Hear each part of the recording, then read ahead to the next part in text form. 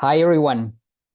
We're very pleased to have you this afternoon. We want to create a very exciting presentation for everyone to discuss Mexico's nearshoring opportunities, risks, challenges, and some of the trends that we have collected over the past 3 years in more of a dozen projects that we have conducted across Mexico and Central America. My name is Diego Rodríguez. I'm the Logistics Practice Director at America's Market Intelligence, and I'm here with my colleague John Price, the Managing Director of AMI, to discuss some of these interesting trends with everyone. So if we move on to the next slide, for those of you that are not familiarized with AMI, we have executed over 4,000 projects in Latin America since 1993. And actually, my colleague John Price founded the firm in Mexico City back in 1993. Over the course of these 30 years, we have worked with one of the most exciting global companies to help them understand Latin America. And we have a network of subcontractors and subject matter experts surpassing the 1,400. So we are a true consulting firm focused on Latin America. Next slide, please. John. Thanks, Diego, and welcome everyone. Great to be back presenting a webinar with you. Just very quickly, what we do for our customers, besides putting out lots of webinars. We're in the business of helping companies make decisions.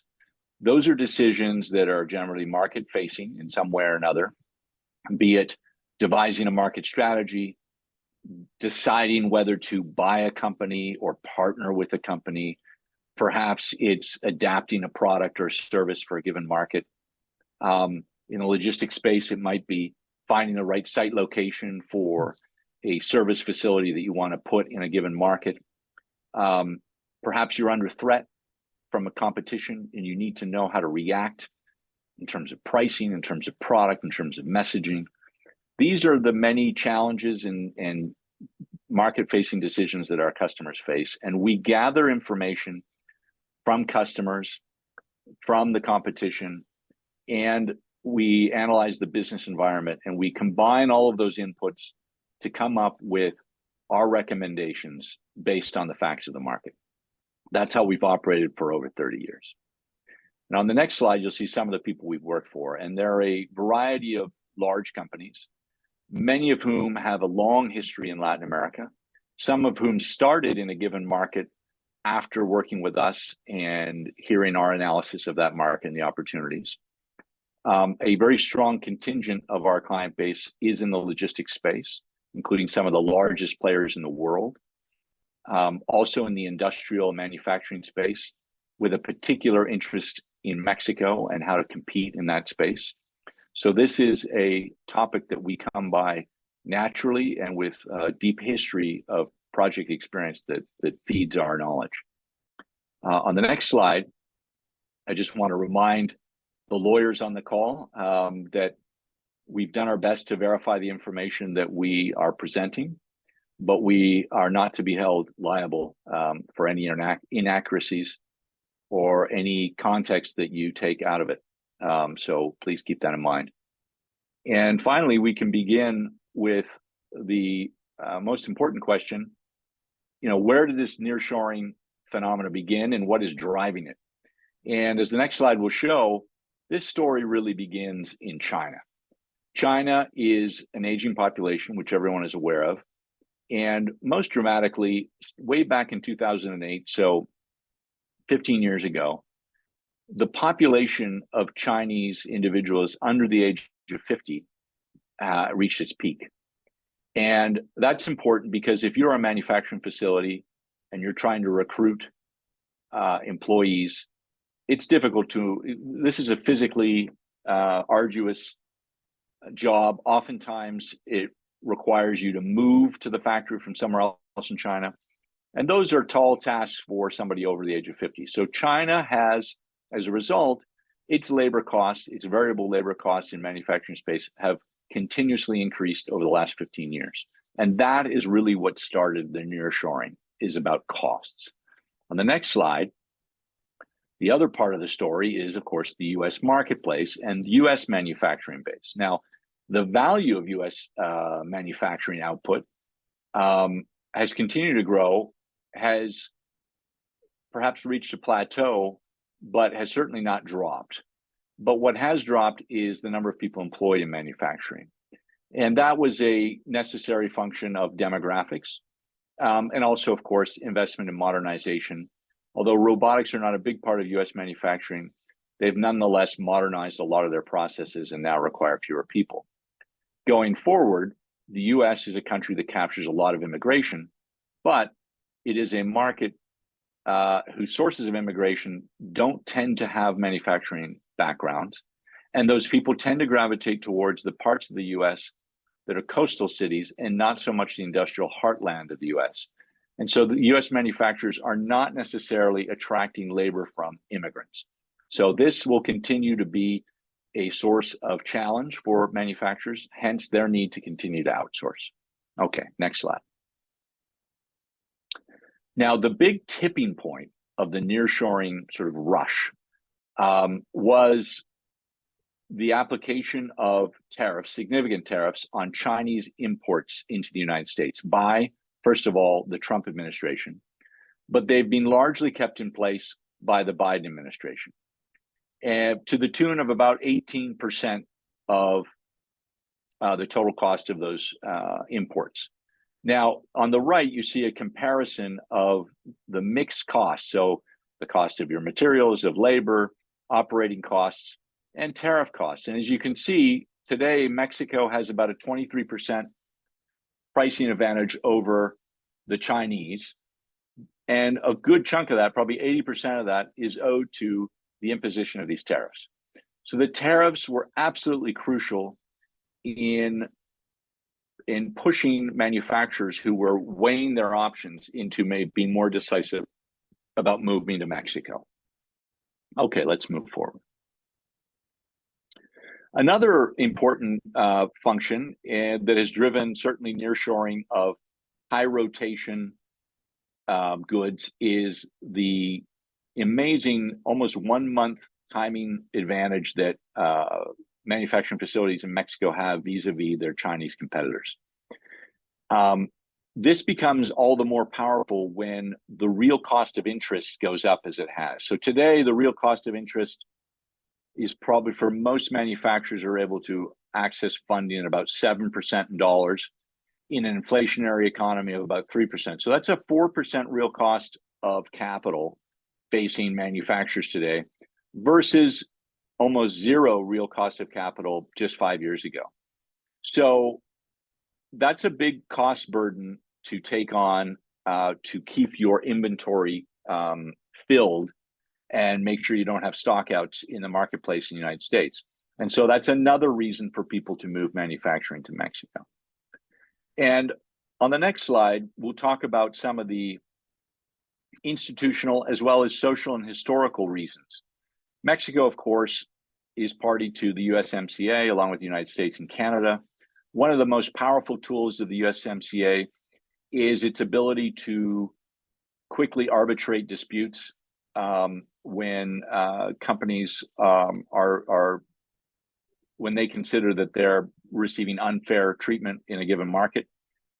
This has been crucial to the survivability of NAFTA, now called the USMCA.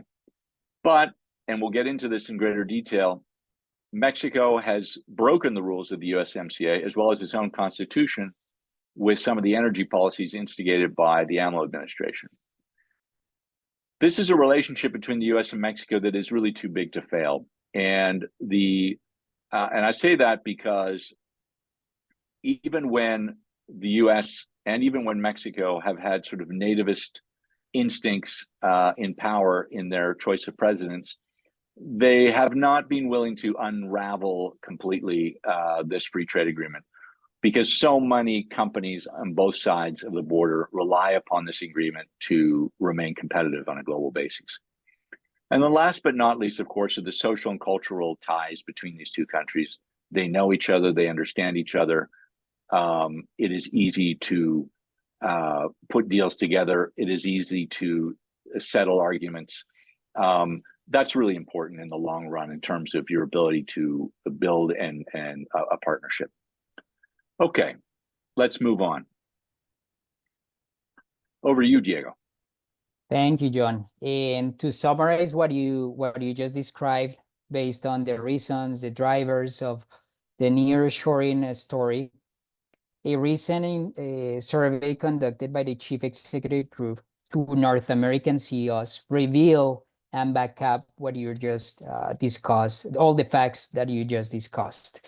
The reality is that CEOs and the board of directors are looking into Mexico, not only for cost, as you described, but for other reasons as well that complement the story that you just shared. The reality is that Mexico provides flexibility in production. When you consider Chinese manufacturers requiring large-scale orders, you look into alternatives like Mexican or Honduran providers in the textile and fashion industry that can adapt to smaller orders. That's a great advantage when you think about the high interest rates in which we are right now, the need for adjustments in the inventories that companies are experiencing in a very tough year, which is 2024. Consumer spending is also slowing down. So for companies, it's very important to become leaner and more efficient. And that's part of the logistics benefits of being in Mexico. The competitive pricing offered today by trucking cross-border firms to connect Mexico with multiple locations in the US with FTL, LTL services, that's super important.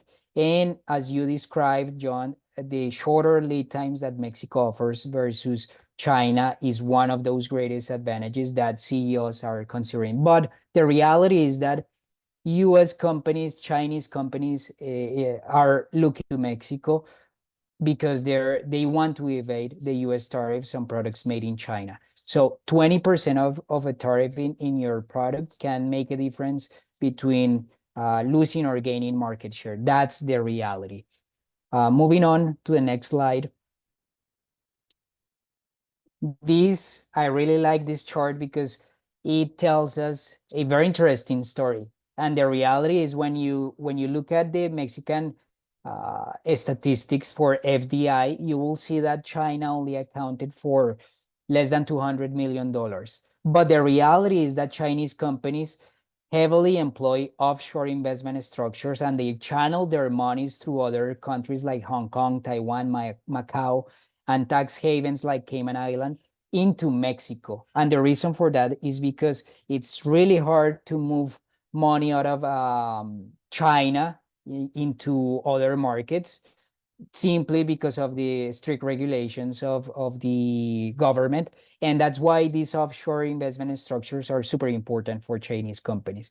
And when you really analyze the numbers, we might see that China accounts today for the second largest source of new FDI, especially for greenfield investment. So we might see that around $4 billion of FDI are coming from China to Mexico in new companies that have never been operating in the country and that are setting up manufacturing facilities, operating in industrial parks. And that's some of the analysis that we have made for our clients. Really doing a deep dive in terms of the numbers. It's not just looking at the figures, but it's understanding the context. That's what I think makes a huge difference when making a decision in Mexico.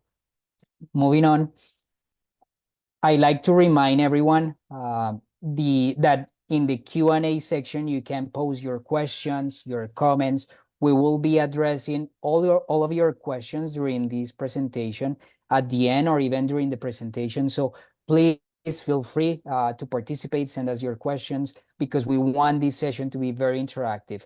So I'd like to pass the floor again to John so you can discuss and share with us, John, some of the obstacles that for sure companies will encounter when operating in Mexico. Thanks, Diego. Yeah, to reiterate that point, we really want to hear your questions and comments, and the Q&A button is the place to do that. We will be talking about obstacles, the future of our forecasting of nearshoring, and we'll get into a sort of a juicier discussion around politics on both sides of the border. So we will be addressing all those issues, just to let you know. So the obstacles, once you decide to come to Mexico, or if you decide and you're taking a good look at Mexico as a place to nearshore, and keeping in mind that Mexico must compete with places like Vietnam, Bangladesh, India, Turkey, Central America. These are all places where companies that want to leave China are looking to relocate to. And Mexico has its many advantages, many of which we've just discussed. But some of the things that worry investors begin with energy. So it's a long discussion, but basically the AMLO administration followed the Peña Nieto administration. The Peña Nieto administration used up a lot of political capital, but pushed through some very important energy reforms that actually required a change to the Mexican Constitution to instigate. And they opened up to foreign competition both the generation of electricity, usually through natural gas, and also the distribution or the sale of that electricity into the grid and to private customers. Northern Mexico, where much of its manufacturing activity lies, is quite far from Mexico's natural energy fields, which tend to be in the southeast part of the country. So it is a lot cheaper to pipe natural gas over from Texas and generate electricity. And as many as 13 new plants were scheduled to be built. Many of them were built after Peña Nieto passes energy reforms. AMLO comes in. He wants to protect Pemex. He wants to protect CFE, the government monopoly electricity company. And so he essentially kiboshes and makes temporarily illegal the sale by private generators, even small scale ones, into the grid. And this, combined with the fact that these public enterprises are poorly financed, has led to a overall accumulated underinvestment in last mile transmission and last mile and just energy supply. And so you get brownouts in northern Mexico. It can be difficult to be connected to the grid in short order when you are purchasing land. And so these are some of the issues that we know anecdotally from people who sell commercial real estate, have been a real detractor for investment. Now, if you're Tesla, you can move mountains, the world will move mountains for you. But if you're a smaller company, this is an issue. Okay, let's move on. Another issue, of course, is security.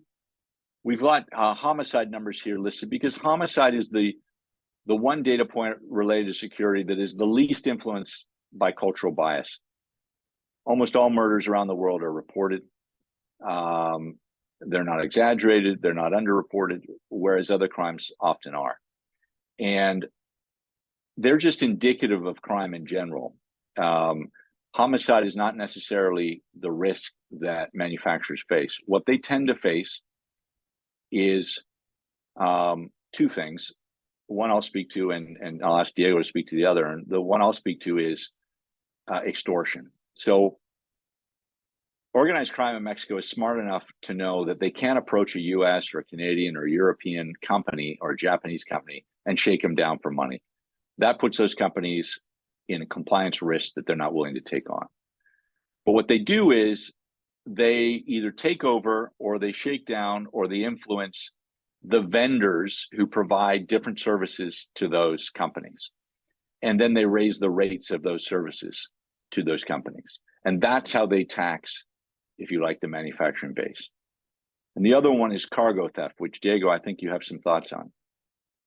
Definitely. In a recent study that we conducted in Mexico, we identified a couple of creative practices that organized criminals are implementing. The first one is they're using motor carrier licenses that are expired, or they falsify the licenses in order to steal the cargo from the distribution centers. They also infiltrate the operation facilities, and they threaten, they create threats on the employees. So they reveal some of the patterns in terms of the shipments, the distribution. They also they're using broker licenses that are expired, and in that way they are stealing cargo, and they're shifting the modus operandi from targeting high-tech products, for instance, which logistics operators have become more creative as well in terms of designing security measures. So now the criminals are targeting liquors, food and beverages, which have a greater opportunity to be resold in the black market. So those are some of the strategies that organized criminals are employing because they're looking for additional revenue. And that's part of the strategy that they are employing as we have more cross-border trucking shipments from northern Mexico to the US. We see a spike as well in strategic cargo theft. Perfect. Let's move to the next slide. So people are well aware of the demographic challenges in China. What people are less aware of are the corresponding demographic challenges in Mexico. Mexico is still a much younger population than China, but it is one of the fastest aging populations in the world. The birth rate has dropped from 5 to 2 children per child-rearing age woman in the course of about 30 years, which is about twice as fast as it took the United States and Western Europe to go through the same process. This is beginning to be an issue, and it will become a bigger issue for manufacturers who are trying to source human capital over the next 15 years. So that is something that we need to be aware of. Let's move to the next slide. What that translates today is some pretty startling information about labor shortages in Mexico today. So in a study done a little less than a year ago by Manpower in Mexico, we found that almost 70% of manufacturers are struggling to find new employees. And what they're finding is that the people that they are able to source tend to be young, undereducated, or they are women who do not have any manufacturing experience and are entering the workforce, say, after they've had children. All of which makes it complicated and costly to train these people up to a level that makes them productive. About a third of them have high school education or more. So again, they are undereducated in terms of, and that impacts the speed at which they can be trained. And there's over 1 million job vacancies in Mexico today, which is amazing when you consider, you know, what you hear of the migration of people across the border into the United States. In fact, anecdotally, we know in Ciudad Juarez that manufacturers will go out onto the street, try to find migrants who've moved from southern Mexico and convince them not to cross the border into the US, but to instead work in their factory. The problem is that a lot of the people crossing the border into the United States today are actually not Mexicans. They're from other parts of the world, a lot from Central America and Venezuela and other parts of South America, but also from further afield. And the problem is that labor laws in Mexico are pretty rigid and make it difficult to hire those people, even though they might be willing to stay in Mexico and work. The other factor to keep in mind, which will have a short-term, potentially a short-term challenge for manufacturers, but in the long term will probably be a good thing. And that is that under USMCA, Mexico's labor union and how they organize, the degree to which they are under the influence of government, has to change to comply with the standards of the US and Canada. And that compliance was given a deadline of the end of last year to be fully implemented. And these changes may lead to, in the short term, more conflict, contractual conflict and strikes, because a lot of Mexico's white unions, where the voice of workers was really suppressed, these workers will be more democratically elected and organized syndicates. And as a result, we may have more strife in the short term, but in the long term, we'll probably see better treatment of workers, higher wages, and less turnover. But those are John, factors that are driving labor. Yeah. John, I wanted to complement just one quick fact here. The reality is that Mexico's unemployment rate today is lower compared to the US. Mexico's unemployment rate is 2.9% at this point. So if you're a manufacturing firm, or if you are a logistics company looking to set up a new operation in Monterrey or in Tijuana, you're gonna struggle finding available labor. That's one of the greatest issues that companies are facing today. That's the reality. We in Mexico, we're facing a tighter labor market if we compare it to the US, actually. Yeah. And in northern Mexico, it's probably even tighter, right? So that's a very good point. This is a real challenge for people, and breaks a lot of stereotypes about Mexico. Okay, let's move forward, and let's consider our vision of what's going to happen in Mexico nearshoring over the next few years. Next slide. So first of all, Mexico does not operate in isolation. They have to compete with other FDI destinations around the world, including markets near China, like Vietnam, like Bangladesh, like India. And it also has to compete with China itself, and it has to compete with countries like Turkey, or Morocco, which are natural maquiladora destinations for the European market. So where does Mexico best compete? Well, if you combine the proximity that it has to the United States and the connectivity it has with US parts suppliers, that gives an advantage in terms of speed to market. So there's certain products where speed to market's important, which might be in IT products or certain clothing products. Logistics costs, so heavier products, cars, aerospace, trucks, chemicals. These are all products with massive, a large percentage of the cost of goods sold are logistics. So Mexico has an advantage there. So this is where they've competed really well. I mean, Mexico today, its automotive sector is 15% of the GDP of Mexico, versus in the US, it's only 5%. So as you can see, the automotive sector is a huge part of the Mexican economy. Aerospace, Mexico is a leading aerospace assembler. So these are some of the industries where we'll see more and more of this nearshoring centered on. Okay, let's move forward. Now, where in Mexico do we find assembly operations? Well, certainly northern Mexico has an advantage, again, because of logistics cost. The skill levels of workers tends to be higher there. There's a long history of manufacturing, so there's manufacturing training. There's manufacturing skills that are built into the public education system. There's more vocational colleges. And of course, there's logistics expenditures. The infrastructure in the north tends to be better than the south. Speed to market is a huge advantage. As you go further south, roads become more complicated, supply chains become slower. Now, is there clusters? There are some historical clusters, certainly Tijuana for TV screens. That started because the Japanese really liked Tijuana and put a lot of assembly there. Aerospace, Querétaro, one of the better governor states in Mexico, was able to capture the attention of big aerospace players. And so they also developed some interesting educational training facilities there that helped Querétaro become the aerospace cluster. León is a long history going back to post-World War II as a footwear manufacturing hub.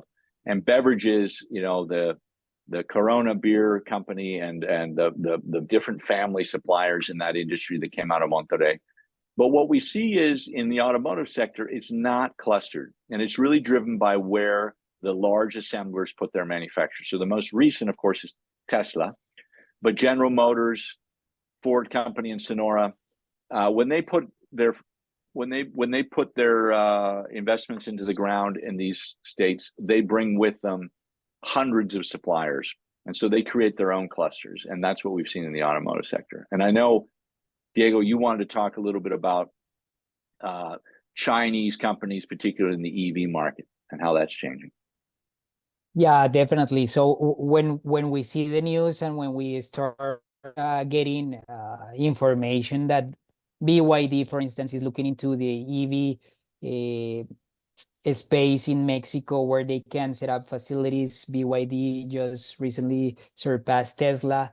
So the EV market is heating up in Mexico, but also when you look at the auto parts required an EV, it's 30-40% fewer compared to a combustion engine. So how the US is looking into prevent Chinese companies from Mexico and the automotive sector, we are pretty confident that that's going to be the hottest topic when the USMCA comes down for renewal in 2026, because the US government is very concerned in terms of how US companies, auto part suppliers can incorporate into the EV market. And the Chinese EV brands have captured a massive lead out in this market, and the auto ports serving these Chinese companies, of course, are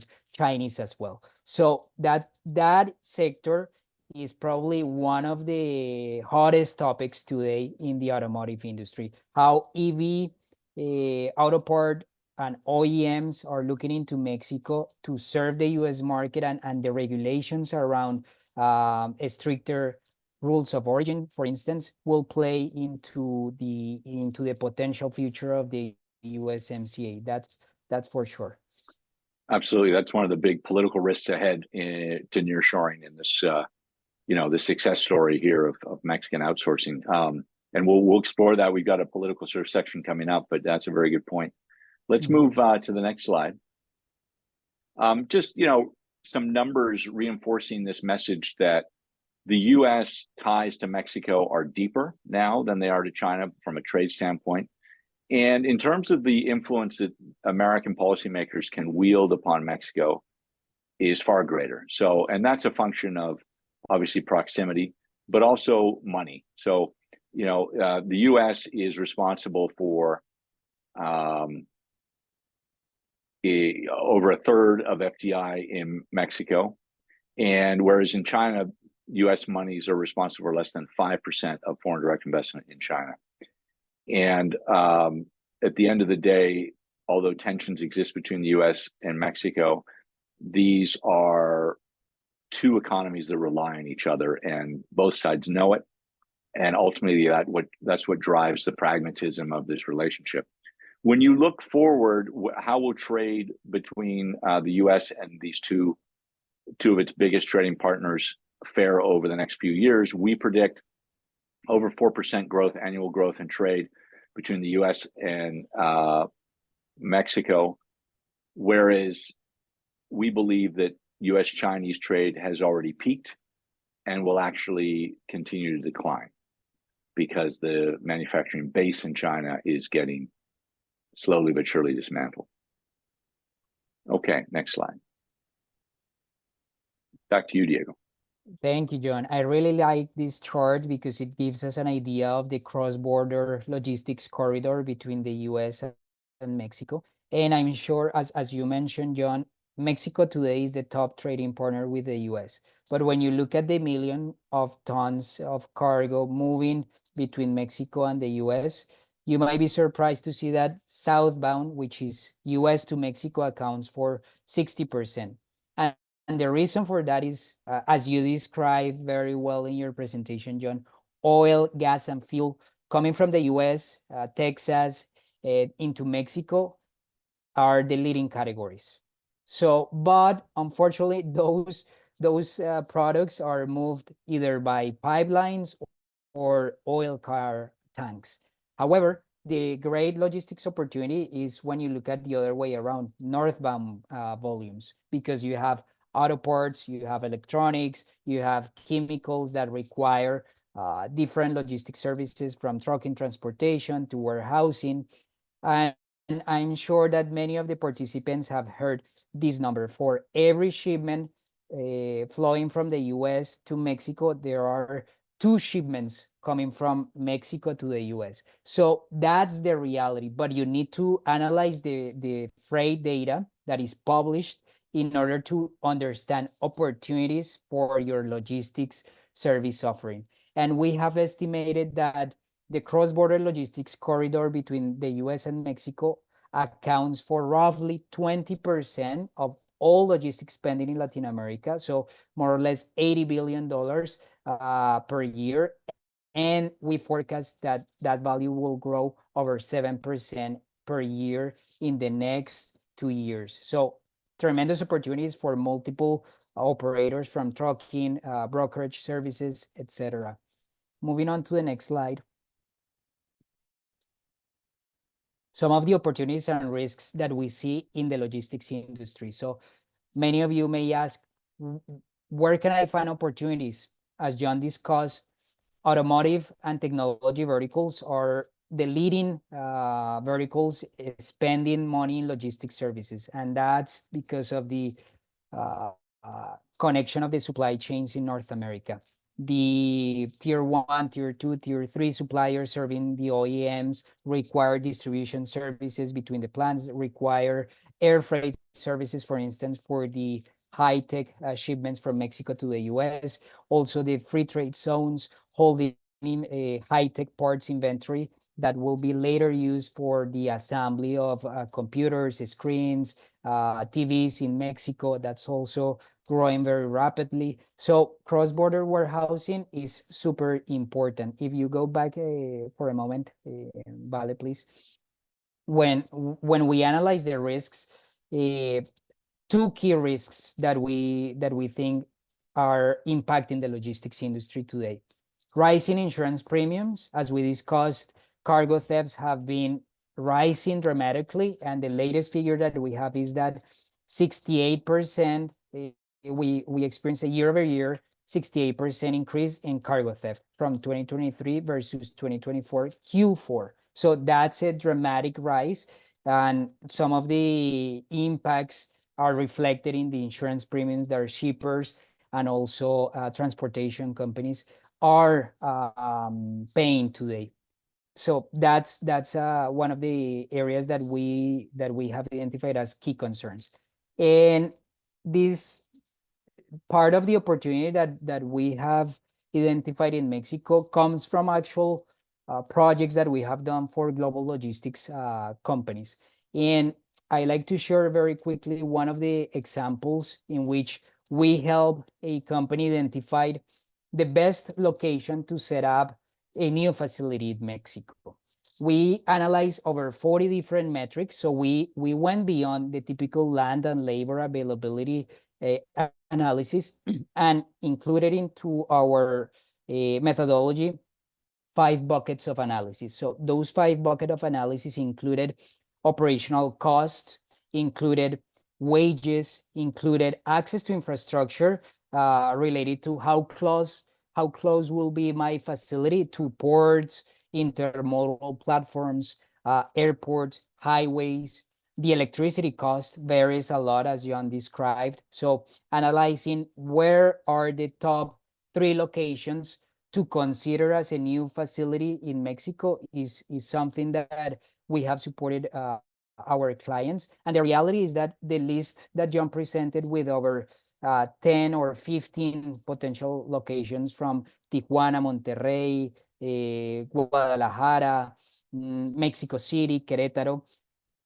The reality is that depending on your service, depending on the availability, and depending on the demand that you will experience, we will tailor-made the service offering based on the research that we can provide. So this is a very interesting example of something that we have recently done for one of our clients. And moving on, we would like to present and discuss the politics behind, which is the cherry on the cake. So John, please walk us through what are some of the implications of the US election into the nearshoring trend that we're seeing from the point of view of a potential Biden victory, a Trump victory, and what are the risks that we're seeing today? Sure, thanks, Diego. As everyone knows, there's elections both in the United States and Mexico this year, and there's a universal truth, no matter where you are in the world. during an election year, all bets are off. Pragmatism seems to go out the window, and temperatures rise around certain issues. And one of the biggest issues for American voters this year is the perceived porousness of the Mexico-U.S. border when it comes to the migration of people. Again, this is made up of Mexicans, but also probably a higher percentage of that numbers of people are actually from outside of Mexico and have used Mexico as a gateway to get into the United States. We could have 6 webinars on this subject, needless to say. But what it does is it's bringing unprecedented focus on the border. And of course, it may be focused on migration of people, but ultimately deals with security issues, deals with the review of cargo, and therefore has the potential for the slowdown of the movement of cargo. And that's, of course, absolutely vital to the nearshoring story. It makes no sense to manufacture in Mexico if you can't move your products fluidly, whether it's the input components down into Mexico or the assembled goods out of Mexico into the United States. What we are seeing right now in the electoral year is the likelihood of higher U.S. tariffs on Chinese steel. Now, why do we mention that? Well, clearly, Mexico has done well, and Mexico nearshoring has done well by the trade war between the United States and China. The more tariffs the U.S. put on Chinese products, the more likelihood that Chinese manufacturers and other manufacturers who are presently in China will relocate to Mexico to avoid those tariffs. We may see there's already a sort of tit for tat war of words between the governor of Texas and AMLO in Mexico, and that could worsen. And the governor has, from time to time, raised enforcement of cargo security, which is his right as a state governor, and that has slowed down the movement of cargo. A big issue, I talked about political interference in the oil and gas sector, and it's not just in natural gas, it's also in renewables. But there is a desire by the oil patch in the United States, which is made up of companies mostly in Texas and Oklahoma, to try to recoup the losses that this political interference by AMLO, which is being deemed by the courts in Mexico, is illegal, not to mention a violation of the USMCA. They have a multi-billion-dollar lawsuit that they want to bring against Mexico. I think they're waiting to see who will be in power in the next presidency. But the fact is that these are states that are mostly Republican states and therefore not necessarily supported by the Biden administration, which is another reason why they haven't moved forward. So these are some of the issues on the table. There will be a very different approach, I think, to the relationship with Mexico if Biden versus Trump wins. Biden has been trying and pushing very hard for legislation to fund military support in the Ukraine and Israel. But the Republicans have made that support contingent upon much stricter enforcement of the border and reforms to how the U.S. treats refugees and those who are detained illegally entering the United States. All of which right now is a bureaucratic mess, which leads to huge delays in the adjudication of those cases. So we may see some changes that come out of that congressional negotiation process that would oblige if Biden wins, to fulfill his end of the bargain and increase enforcement of the border, maybe even increase wall building, et cetera. We will probably see a Biden administration, if he wins, that maintains the tariffs with China, even though there's been a bit of a effort to improve relations between China and the United States. They have not budged on tariffs. And of course, union support in key states is crucial to Biden. It's one of the reasons he was able to win his first election. And those unions are concerned about Chinese ownership of the Mexican-based auto sector. And they want to make sure that jobs are preserved in the United States in that sector. And so they may pressure for more scrutiny. And as Diego pointed out, there's going to be a renewal process of the USMCA in 2026, and they may be key in pushing for that. If Trump wins, he's being very clear that he wants to target Chinese companies that presently evade duties going into the United States because they manufacture in Mexico. Now, is this legally possible under the USMCA? That remains to be seen. And there may be needed a reform of USMCA to allow for that. But it may have its way of slowing down Chinese investment in Mexico. We will probably see stricter border control. We will probably see more support out of Washington for a lawsuit against Mexico by the oil patch in the United States. And but at the same time, we'll see possibly a more combative approach with China, which will have the perverse effect of helping generate more nearshoring. So these are some of the things that we predict in the political sphere. Of course, this is a difficult thing to predict. Nobody's willing to predict the winner of the US election, let alone the policy making, but these are some of the issues that we know will be up under discussion.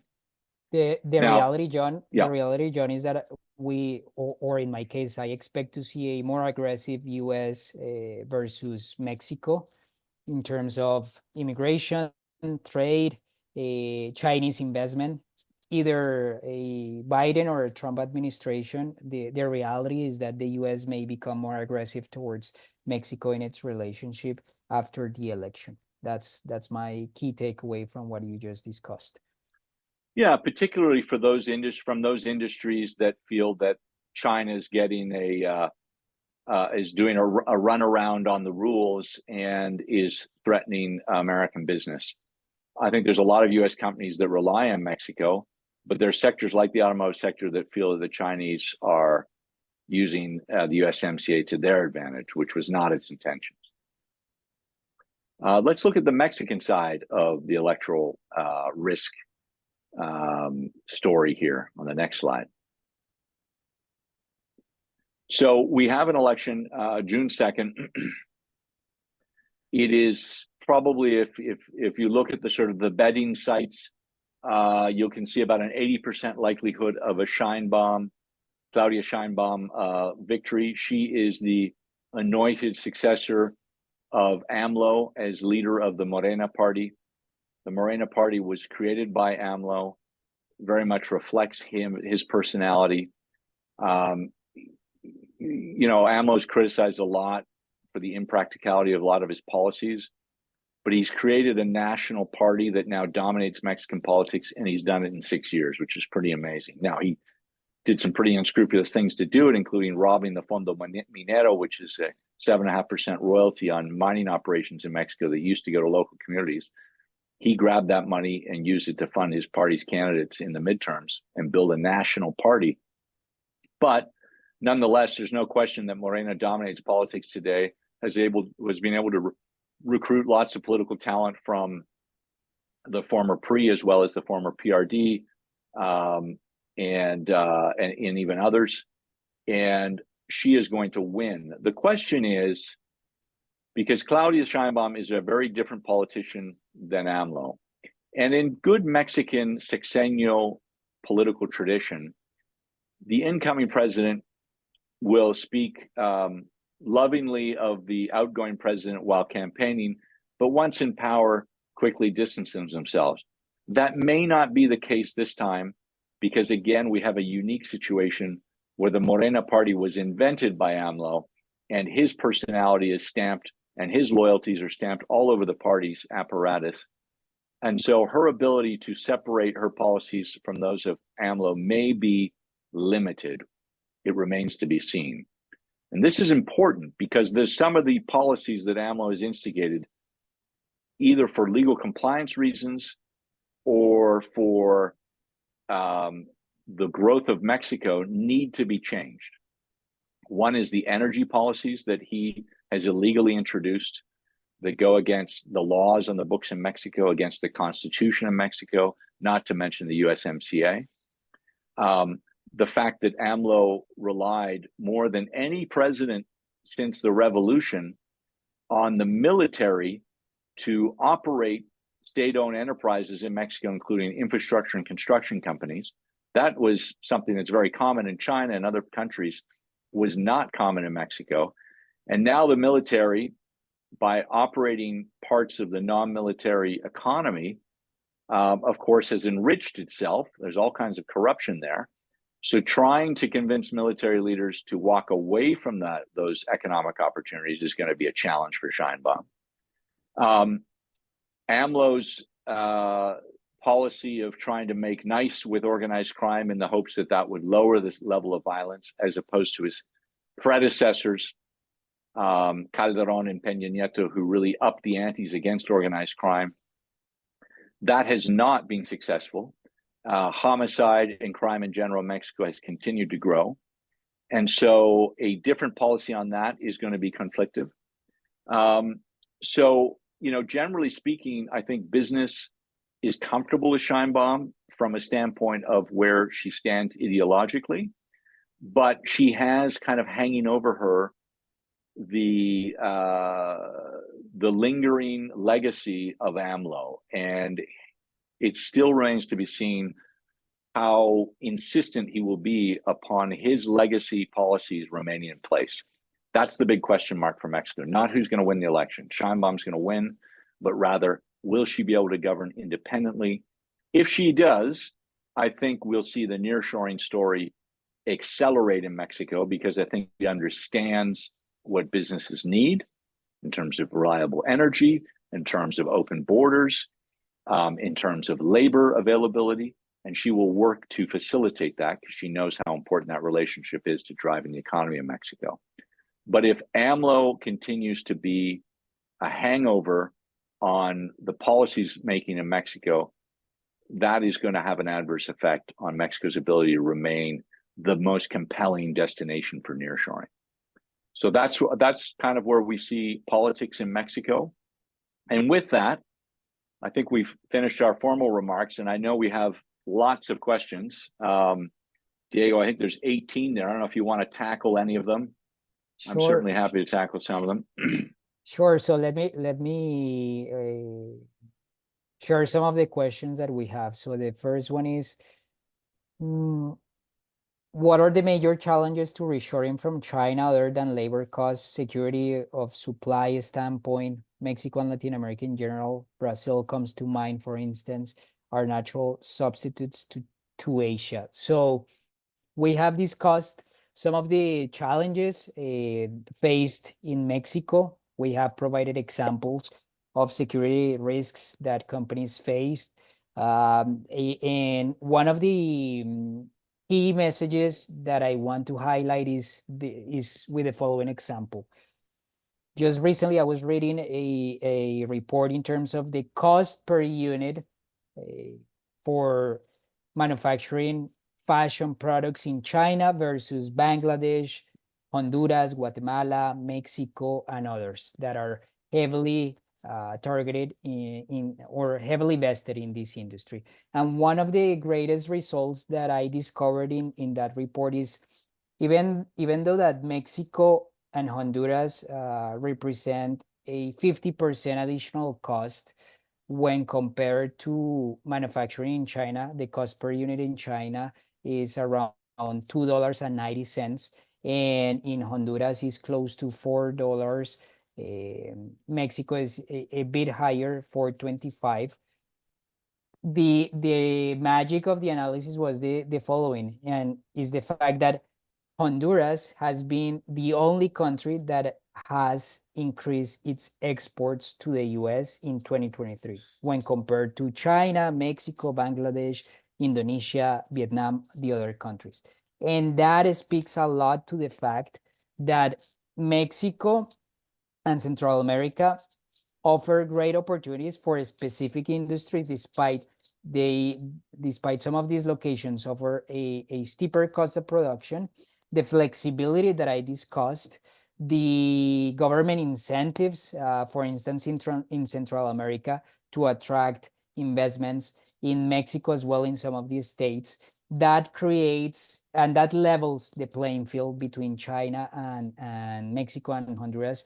Also, when we add into the equation logistics cost, that creates great opportunities for companies looking into the region. So those additional elements that companies are factoring into the analysis are also speaking to the fact that costs are not the only factor that executives are considering when looking into Mexico.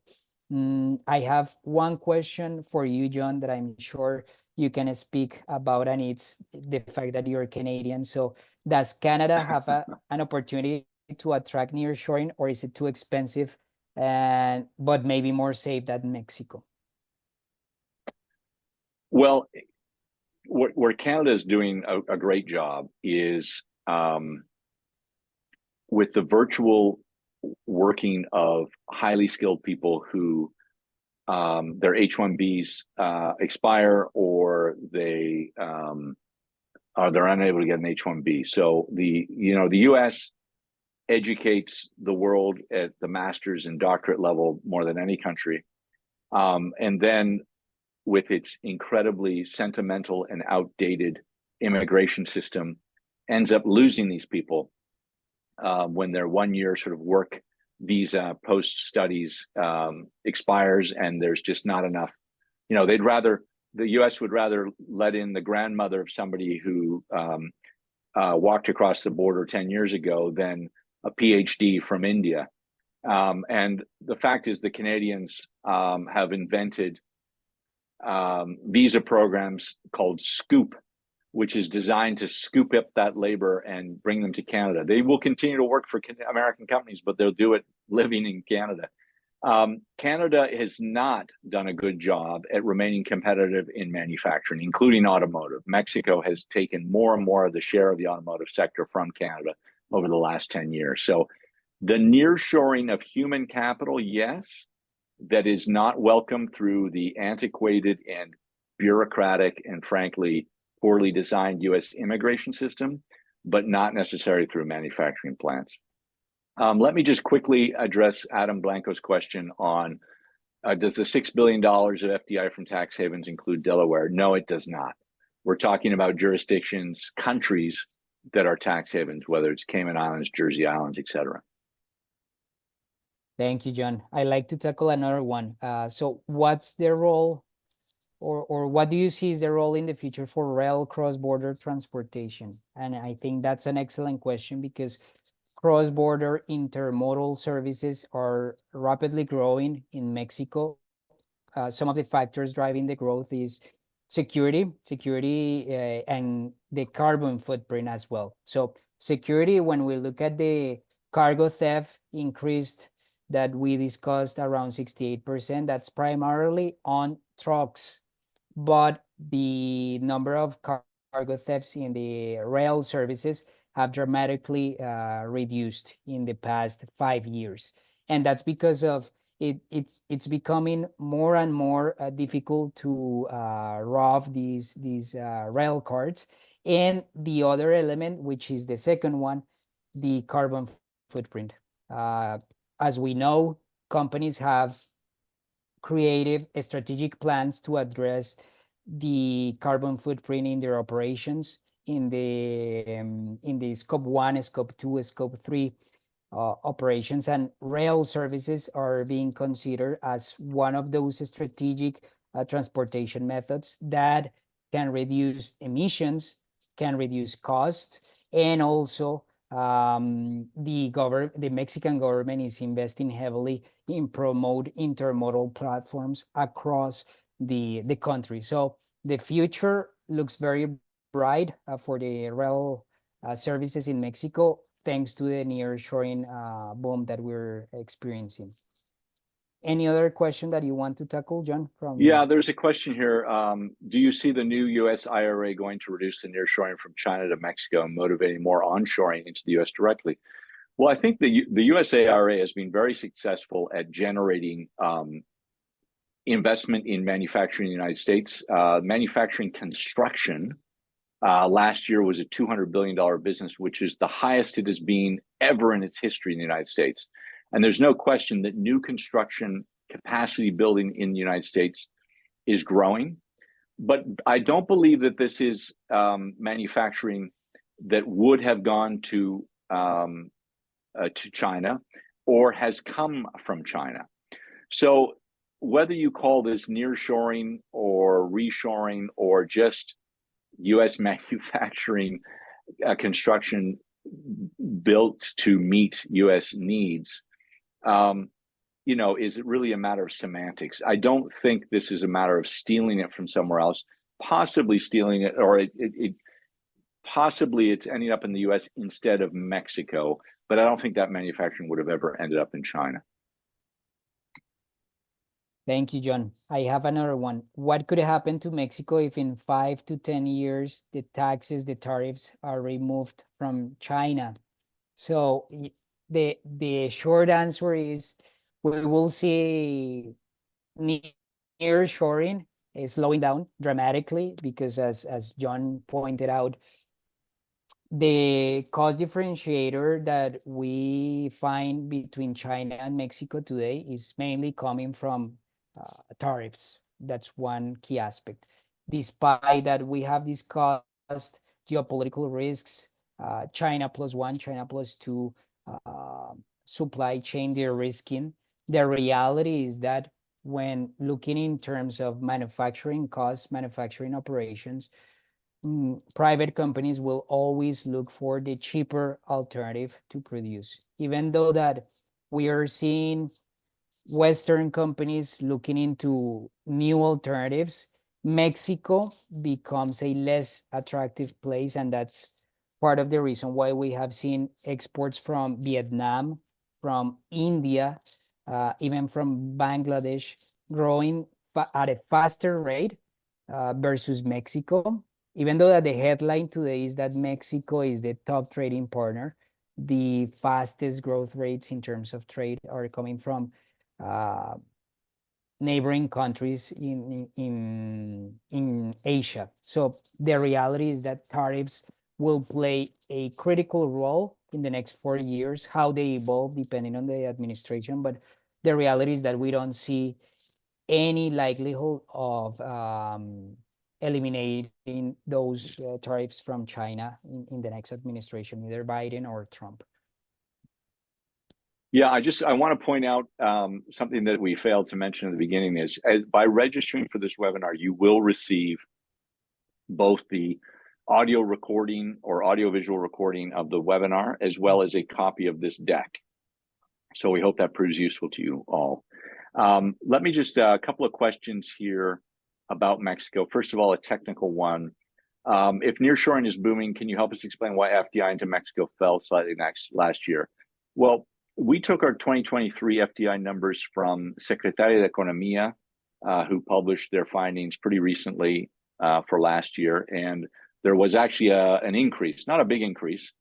We do expect that FDI numbers into Mexico this year might drop. That is quite typical in the last year of a sexenio, as people weigh sort of political change and how it'll affect things, as well as the first year of a sexenio, which will really, although the new president will take office towards the end of this year, she will have a bigger impact next year. We know that the first year of a sexenio also tends to be fairly weak in FDI until there's a real comfort level with the political vision of the next president. To that end, somebody asked, what's the likelihood of Xochitl, or if Xochitl wins, how will Mexico look? Well, she is, as comfortable as business is with Claudia Sheinbaum. And again, I can't stress enough, the big question mark is the impact or the influence of AMLO. Business is very comfortable with Xochitl in terms of where she stands. She is a, free enterprise, law-driven, constitutional-driven political ideologue, and is right of center, and I think is very popular amongst business. I just don't think she's going to win. But I think she would be very welcome. Thank you, John. Let's see if I find any other question that might be useful. Oh yeah, I see another one. How did we get to the 7% forecast growth for logistics spending? That's a very good question, because we created an analysis based on the freight, the statistics published by the US framework analysis, and we compared freight volumes. They offer a great tool in which you can forecast up to 2040 the freight volumes across multiple HS codes. But also in the analysis that we tackle was, let's identify how in the next 2 years will the prices vary depending on multiple logistics services, from trucking, warehousing, distribution, air freight, FTL, LTL. So doing a price analysis in terms of how prices have behaved during the past 5 years and how they could behave. It's the combination of those two factors, freight and pricing analysis, to get to this forecast rate. So as we create an average and analyze different logistics services, we identified that the average for the industry is around 7 to 8%.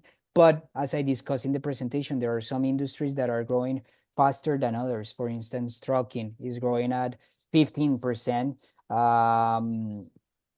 Trucking brokerage as well is growing at double-digit growth rates. So it varies depending on the specific sector, but it's a very interesting exercise that we conducted for a client recently. So we analyzed multiple sources to come up with this forecast. Diego, I'll take on the question from our friend Cesar Rincon. There's a couple of really good questions that you might want to tackle from Gaston Cedillo. But Cesar, you asked, where is FDI concentrated by industry? The best source for that is the Secretaría de Economía. And in the report that helped sort of inform us for today's webinar, they do break down where it goes by industry. Automotive is, so manufacturing in total is about half or slightly more than half of total FDI. Keep in mind that about 75% of FDI today is the reinvestment of profits by companies already operating in Mexico, so to fund their modernization and expansion. Roughly 12% comes from loans from companies that are already in Mexico. So rather than reinvesting profits, head office is sending new money to Mexico to make those expansions. And only about 13% is true new, is greenfield investment from new companies that have never operated in Mexico. So that's all very well broken down by the Secretaría de Economía, and I encourage you to look at their sources. Thank you, John. I have these very excellent questions from Gaston. So can you share your vision of the potential for developing new innovative logistics services that currently do not exist in Mexico to leverage nearshoring, and what logistics services and technologies are available in countries like China, but not yet in Mexico? Okay, the first one, to really understand what companies and manufacturing players are demanding in terms of logistics services, trucking, warehousing, inventory management, is critical to conduct interviews, to develop the insights, to understand what are the service gaps that they're experiencing today, specifically in the nearshoring. So understanding the voice of the customer is critical to develop new logistics services that can tackle those service demands. So the key here is, how can I bridge the gap between the needs and what can I create? So it's critical to speak with actual shippers and what they're looking for to develop those innovative services. And what logistics services are available in China that are not yet in Mexico? I think one of the key elements that we identify not only in Mexico but across South America is the fact that companies are looking into how they can leverage data analytics, how they can use blockchain, how they can leverage drones, for instance, in the warehouses, because everyone talks about drones in the last mile delivery, but few people talk about the use of drones in the warehouses to control inventory faster, to reduce personal cost, and to accelerate the monitoring of what SKUs are becoming unavailable in your factory or in your distribution center. So the use of technology as a service in the logistics industry is one of those areas that China and Asian countries have developed very quickly as opposed to Mexico. One of the reasons for Mexico and South America to be so behind is the fact that labor costs are really cheap in the region, so the need for automation is not as important as in other countries. But the reality is that technology tools, from solutions that can predict the demand for inventory and the replenishment of supplies and inputs, it's becoming more prevalent as we have discussed with multiple players. So those are some of the recommendations for a company looking into potential services and solutions to innovate in the nearshoring logistics space. Great. Let me take on a couple of small questions here. Exchange rate, US dollar versus Mexican peso. The Mexican peso is one of the best performing currencies of the last couple of years versus the dollar, whereas the dollar has generally been an ascendant currency. And this is really a function of a couple of things. Number one, and most important, is that the Mexican central bank is one of the more hawkishly administered central banks in the world, which means it's kept its interest rates relatively high vis-a-vis inflation. And that creates windfalls for people that take on Mexican debt.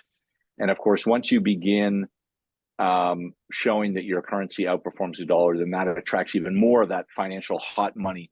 And that has been the biggest difference. The other is that the AMLO administration, in spite of being sort of positioned as left wing, has been one of the most parsimonious democratic led countries in the world over the last really throughout the pandemic. In other words, they didn't spend lavishly during the pandemic, either on health measures or on giving out free monies to small business and to the indigent, et cetera. And that fiscal prudence has been rewarded in terms of the ratings of Mexican debt and bonds, which has allowed, again, Mexico to capture that capital. So that's really, it's a financial story. And yes, it has impacted Mexico's competitiveness for sure. Awesome. Thank you, John, for your comments. Let's see, what else can we address from the questions? How the maquila ecosystem has changed in Mexico. I know that you lived in Mexico for over 10 years, John. So sure. What do you say? So maquila is, one has to distinguish between maquila as the kind of modern economic terminology and the actual legal and tax status of that term. So the maquila began to be mentioned in Mexico all the way back in the 60s, I think, when they developed these near the border, this specific tax status for assemblers who exported 100% of their output. And a lot of those inputs also came from abroad, like over 98%. However, the formation of the NAFTA in 1994 and the phase-in period of 10 years essentially made the taxation status of maquiladora irrelevant and replaced it. And so that so long as those goods came from US and Canada and Mexico, they qualified for tariff-free status moving across the border. And as a result, the new assembly plants built in Mexico since the start of the NAFTA have enjoyed essentially maquila tax status, but don't necessarily have to re-export 100% of their production. So it is one has to distinguish this tax status from the sort of modern social terminology, but that's a little bit of the history of the maquila. Thank you, John. I have another one from Carlos Godinez. What's your perspective in terms of Sheinbaum's security policy strategy and the effects this will have in the manufacturing and logistics sector? And I agree 100% with Carlos' comments. Transportation and cargo insecurity has exploded under Morena's government, and we don't see, or he doesn't see, this as a priority if the government, if the party remains in power. And the reality is that that's one of the greatest concerns today for trucking companies, for shippers, how security risks have increased dramatically all over across Mexico. And you pointed out this during the presentation, John, how the AMLO administration negotiated with the with the organized crime during his sexennial has been one of the factors driving the insecurity in the country. So the reality is that as we progress with nearshoring or no nearshoring, security is one of those great challenges today in operating in Mexico. We see that as the top priority we recommend for companies looking into Mexico as identified security as one of the top priorities in the analysis that they conduct in select industrial parks or in select locations in the country, because the level of security varies across the country. But we don't see a policy shift between Sheinbaum and AMLO in the way that they approach the security issue today. So I'm not sure, John, if you want to add something else. Yeah, let me just, the other issue, of course, is that the federal government has certain tools at its disposal. It has its federal police force, which has been, questionably effective in the past. It's relied more and more on its military, which in the past was considered far less corrupt than its federal police force, particularly the most professional of the armed forces is the Navy. The problem is that so much of these security issues fall under the auspices of states, the state level and the state police forces. And the fact is that today, of the 32 states in Mexico, I don't think it's an exaggeration to say that at least a third, possibly a half of those states are governed by leaders whose integrity is compromised by the influence of organized crime. Whether they do it willingly or they feel they have no choice but to cooperate with these organized criminal groups differs case by case. But the fact is that their own police force, whether it's at the state level or even at the municipal level, is not an effective policing instrument against organized crime, and often does the bidding for organized crime. So this is a real intractable problem. Companies that have been operating in Mexico for a long time will tell you in private that they come to terms. They would rather work in a geography where there is one dominant organized criminal group that provides a certain degree of stability. Their business will be taxed through the vehicles that I mentioned earlier in the presentation, whereby organized crime owns some of the suppliers that they are obliged to use. But there is a relatively stable operating environment. What companies don't like to see is when the territory where they're operating, there's organized criminals that are in dispute over that territory, because that gets messy, that gets violent. and the repercussions for companies are more expensive and more dangerous. So, you know, it's really difficult because when Calderón began his Plan de Mexico, where he went after the capos and started taking these guys out, this created a splintering of organized crime, which up until Calderón was fairly consistent, consolidated, and quite reasonably stable. That created instability, and that actually made it more violent and more difficult to operate in Mexico. So there is a certain logic to allowing organized crime to kind of form these territorial monopolies, but that's a very difficult thing to manage. It gets you into trouble with the Americans. It's a difficult thing to hide in today's hyper-transparent world with online media and investigative journalists who are very brave souls in Mexico.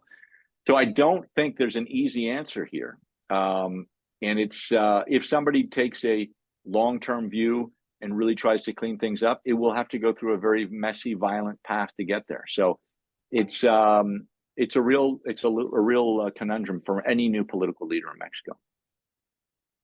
Definitely. And Carlos says a really valid point. Companies will need to add the additional security cost of doing business and manufacturing in Mexico, because this problem won't go away. 100%. That's absolutely right. Yeah, that's absolutely right. We have a technical economic question I'll take on here. Do we know the correlation between FDI and Mexico GDP? This is a very interesting question. In most countries, there's a pretty clear correlation. In Mexico, there's not. And the reason is this. Mexico is comprised of two economies. One economy, which some calculate to be about a third, maybe slightly higher percentage of the Mexican total economy, is the economy we're talking about, the cross-border economy. The economy made up of mostly northern states that capture the lion's share of manufacturing investment, that rely upon the export to the United States and the dollars that those generate. That portion of the economy is very much tied to FDI, and that portion of the economy has done well historically. The other two-thirds of the economy is inward looking, it's driven by consumption, it's driven by government spending, and it's driven by the investment patterns of the big grupos industriales in Mexico that, through the sort of different oligarchs, create the products that are consumed in Mexico. This part of the economy has not done well in recent years. And so while there's this nearshoring boom, the Mexico overall economy has not been growing that quickly because the domestic internal economy is actually been shrinking. Government spending has not grown under AMLO. The investor class, those large grupos industriales, from the very outset were at loggerheads with AMLO and have not reinvested their monies in Mexico. They've driven that money offshore. And then consumption has been helped by a strong peso, and that certainly helped last year. But over the last 5-6 years of the AMLO administration, consumption has not grown as robustly as in the past. So as a result of that, the domestic economy has been slow. So when you look at total FDI and total growth, there doesn't seem to be a correlation, and that's why. Definitely. And the last one we have from Carlos Anzola. Trump mentioned giving incentives to Chinese companies to come to the US and put car factories there versus Mexico. Do you feel pragmatism will prevail versus trade restrictions, and political incentives versus just economic reasons will impact Mexico's nearshoring growth?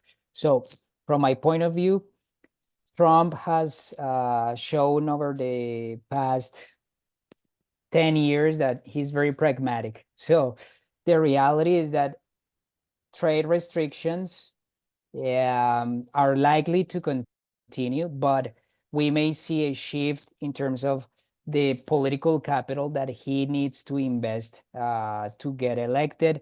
And the reality is that I don't see in the short term Chinese companies in the US. The reality, from my point of view, is that Mexico nearshoring will continue because of the US tariffs on Chinese goods. We are seeing a more aggressive relationship between the US and China over the past decade. That's not likely to change, even though that The relationship has improved a little bit over the past 6 months, but these two countries are moving in opposite directions, and tariffs are probably one of the key leverages that the US has against China, and that won't go away anytime soon. Even though that Trump is very pragmatic, I don't see that happening. What are your thoughts, John? Yeah, so when it comes to Trump, I think that his level of pragmatism or the vision, if you want to call it that, that he brings to policymaking is very much a function of who he's surrounded by. And when he began as president, he was surrounded by what most would regard a pretty high quality team. And the vision that he laid out, whether it was tax repatriation, getting tough on the Chinese, these were policies that were generally supported by a good majority in Congress, but also supported by the business community. And I think that that's the kind of Trump that you're talking about. The problem is that over time, the best and brightest of his advisors, of his cabinet members, left the office.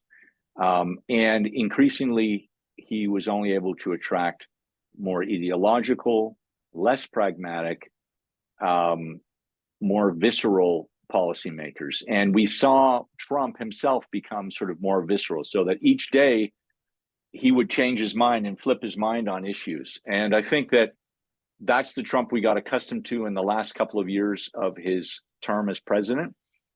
And that's the Trump that we've seen on the campaign trail. He is not surrounded by the same sane voices that he was when he first ran for office and when he first governed as president. And I think that is what, ideologies aside, putting out a vision that you then follow through on is really important to business, because their planning schedules are at a minimal of year and up to 5 or 10 years. And so they need policy certainty. They need a vision that their leader is going to execute. Whether they agree with that or not is in many ways less important than the consistency of that. And I think that's what concerns people.